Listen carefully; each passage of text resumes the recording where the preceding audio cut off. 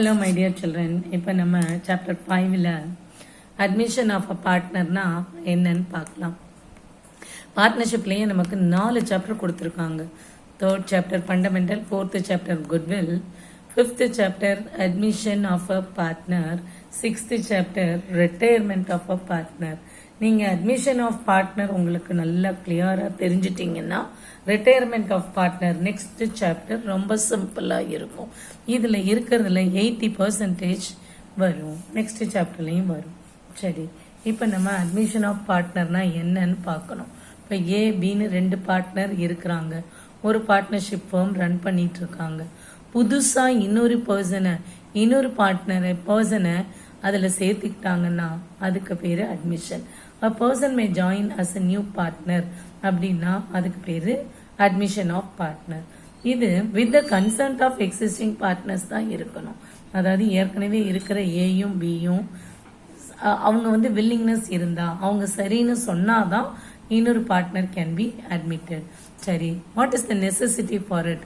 ஏன் C admit பண்ணணும் அப்படின்னா, இவங்களோட கேபிட்டல் பத்தலை, இன்னும் எக்ஸ்பாண்ட் பண்ணணும் அப்படின்னா சி மே பிரிங், இந்த சின்ற புது partner he may bring money for expansion, அதுக்காக இருக்கலாம்.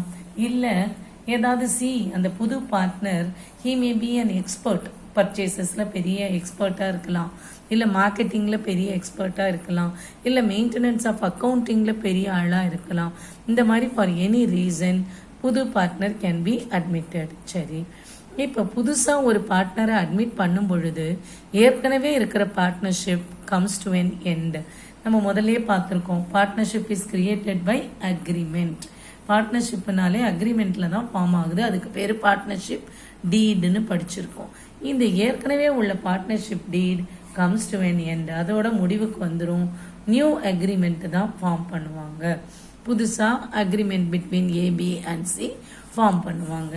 சரி, அடுத்தது என்ன பார்க்கணும்னா, ஒரு பார்ட்னரை புதுசாக அட்மிட் பண்ணும் பொழுது என்னெல்லாம் அட்ஜஸ்ட்மெண்ட்ஸ் தேவையா இருக்கு அப்படின்னா, first adjustment distribution of accumulated profits and losses and reserves.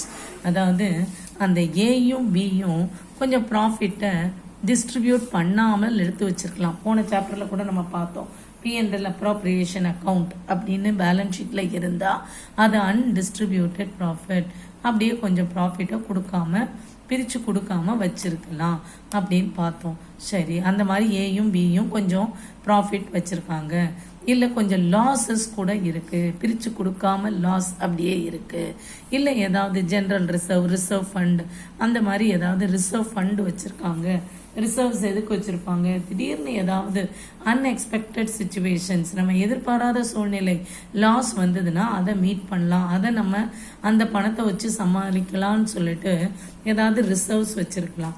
இந்த ரிசர்வ் அக்யூமுலேட்டட் ப்ராஃபிட் இதெல்லாம் யாருக்கு பிரித்து கொடுக்கணும்னா, it belongs to old partners. அதனால ஓல்டு பார்ட்னர்ஸ்க்கு ஓல்டு ப்ராஃபிட் ஷேரிங் ரேஷியோவில் பிரித்து கொடுத்துடணும். ஏயும் பியும் பழைய பார்ட்னர், சி புதுசாக வர்றான் அப்படின்னா என்னென்ன அட்ஜஸ்ட்மெண்ட்ஸ் பண்ணணும்னா, சிஏ அட்மிஷன் பண்ணுறதுக்கு முன்னாடியே ஏதாவது ப்ராஃபிட் பிரித்து கொடுக்காம இருந்தால், ரிசர்வ் இருந்தால் ஏக்கும் பிக்கும் பிரித்து கொடுத்துடணும் ஓல்டு ரேஷியோவில். அது என்ன ஓல்டு ரேஷியோனா, சி இப்போ வந்த உடனே ப்ராஃபிட் ஷேரிங் ரேஷியோ மாறிடும். அப்படி மாறுறதுக்கு முன்னாடி பழைய பார்ட்னர்ஸ்க்கு பழைய ரேஷியோவில் பிரித்து கொடுத்துடணும். இதுதான் ஃபஸ்ட்டு அட்ஜஸ்ட்மெண்ட். இந்த சாப்டரில் நம்ம என்ன பார்க்க போகிறோம்னா, மொத்தமாக ஒரு 5 அட்ஜஸ்ட்மெண்ட்ஸ் இருக்குது. அந்த 5 அட்ஜஸ்ட்மெண்ட்ஸையும் இந்த சாப்டரில் பார்க்க போகிறோம். இதுதான் ஃபர்ஸ்ட் அட்ஜஸ்ட்மெண்ட். செகண்ட் அட்ஜஸ்ட்மெண்ட் என்ன அப்படின்னா, revaluation of assets and liabilities. நம்ம படிச்சிருக்கோம், நம்ம புக்ஸில் எல்லா அசெட்ஸ் லைபிலிட்டி அசெட்ஸ் எல்லாம் ரெக்கார்ட் பண்ணுறது காஸ்ட் ஆஃப் அக்விசிஷன், எந்த ப்ரைஸ்க்கு வாங்கணுமோ அந்த ப்ரைஸில் தான் ரெக்கார்ட் பண்ணுவாங்க. நம்மளோட ஹிஸ்டாரிக்கல் காஸ்ட் கான்செப்ட் இல்லை காஸ்ட் கான்செப்ட் படி.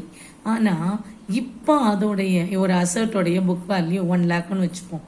ஒரு லேண்ட் வாங்கினோம் 3 வருஷத்துக்கு முன்னாடி, அதோடைய வேல்யூ இப்போ 1 லேக் அப்படின்னு புக்கில் இருக்குது. 1 லேக் மைனஸ் டிப்ரிசியேஷன் இப்படியே போடுவோம். ஆனால் அதோடைய கரண்ட் வேல்யூ, மார்க்கெட் வேல்யூ நிச்சயமாக அதிகமாக இருக்கலாம்.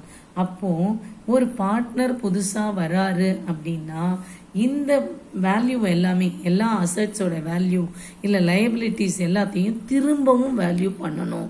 ஏன்னா இந்த ரீவேல்யூ பண்ணுறதுனால ஏதாவது லாஸோ ப்ராஃபிட்டோ வந்தால் அதை யார் பேர் பண்ணணும் அப்படின்னா பழைய பார்ட்னர்ஸ் தான் அதை மீட் பண்ணணும். அவங்களுக்கு தான் அதை பிரித்து கொடுக்கணும். அடுத்தது அன்ரெக்கார்டட் அசர்ட்னு இருக்குன்னு வச்சுப்போம்.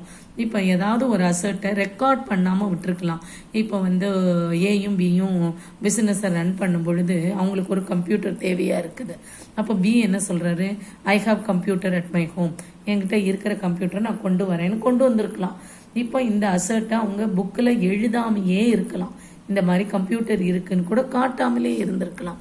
இப்போ சீன்ற ஒரு பார்ட்னர் வரும் பொழுது இந்த அசர்ட் எல்லாம் ரெக்கார்ட் பண்ணணும். ஏன்னா இந்த பார்ட்னர் வர்றதுக்கு முன்னாடி ப்ராஃபிட்டோ லாஸோ எதுவாக இருந்தாலும் அது யாரோடது, யாருக்கு உள்ளதுன்னா ஏக்கும் பிக்கும் உள்ளது தான்.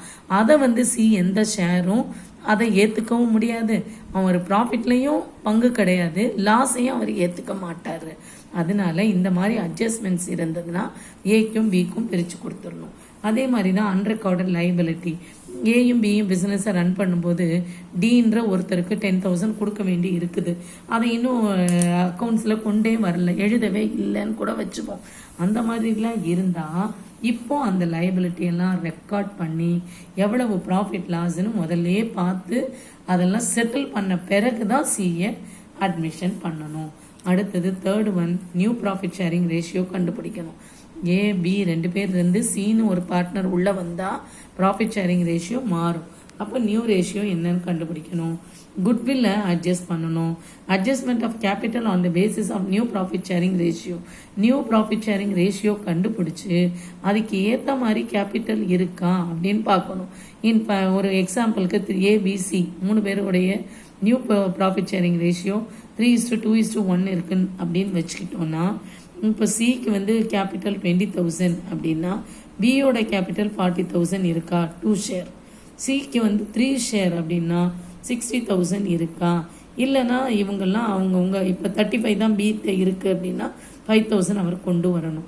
ஏ கிட்ட 50 தான் இருக்குது கேபிட்டல் அப்படின்னா இன்னும் ஒரு 10,000 கொண்டு வரணும். அந்த மாதிரி on the basis of new profit sharing ratio பார்ட்னர்ஸோடைய கேபிட்டலை அட்ஜஸ்ட் பண்ணுறது. இந்த மாதிரி 5 அட்ஜஸ்ட்மெண்ட்ஸ் இருக்குது. இந்த சாப்டரில் நம்ம ஒவ்வொரு அட்ஜஸ்ட்மெண்ட்டாக பார்க்க போகிறோம். முதலே சொன்ன மாதிரி அட்மிஷன் சாப்டர் புரிஞ்சாதான் நீங்கள் ரிட்டையர்மெண்ட் போட முடியும். அட்மிஷன் உங்களுக்கு நல்லா புரிஞ்சதுன்னா ரிட்டையர்மெண்ட்டு ரொம்ப ஈஸியாக இருக்கும். சரியா? Okay, thank you.